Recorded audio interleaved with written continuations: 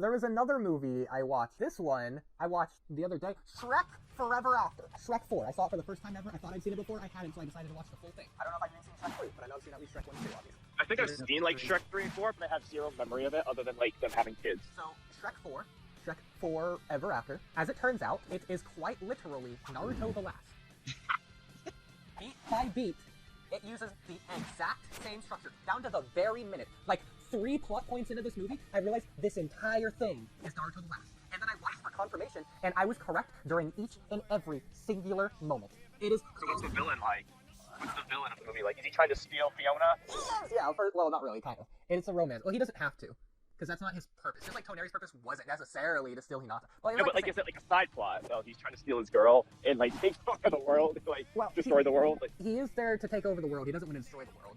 He functions in the same purpose Toneri does, in the fact that Rumpelstiltskin just gets in the way of Fiona and Shrek being together. So not because he wants Fiona, it's just because he wants Shrek to not be with Fiona, because true love's kiss breaks the curse or whatever. So by the way, Rumpelstiltskin, he made a curse. It was quite literally Boruto chapter 79. The plot twist. He literally reversed their roles. It was crazy. I genuinely think Kishimoto was clearly using Shrek as the inspiration for his story. Oh my god. You think I'm wrong? Guess who was an outcast? Shrek. Guess who was an outcast? Naruto. Shrek and Donkey have this relationship, this love-hate relationship. Guess what Naruto and Sasuke kind of had? A love-hate relationship. Shrek tried to get rid of Donkey like Sasuke tried to get rid of Naruto. I hope you see Need I go on? Yeah, but no, it was like crazy how similar the movies were. They were very clearly using the same structure, the same outline, the same template. Even if it was a loose one, they followed it beat by beat both movies. So it's clear the romance part. What's going on, dude? Remember that dragon? Remember Karama? Naruto's literally Donkey, and like Shrek is like Sasuke.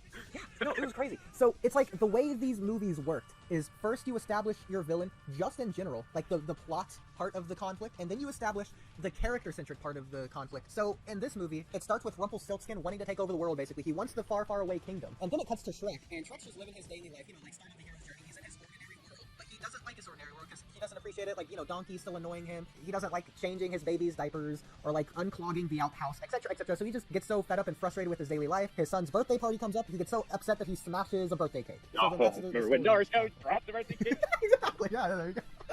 Kishimoto is copying Shrek. Oh my god. So comparing that to Naruto the Last, you start with Toneri first, obviously, and then the moon's gonna fall, etc., etc. Oh, also you get to see Toneri still Hanabi / fight the Hyuga dad guy, uncle, whatever. Yeah. Yashi versus Toneri. Yeah. That plot point is fine. It still counts as the same thing, even if it's later or now. It doesn't matter. It's not relevant to what I'm discussing in terms of the plot points here.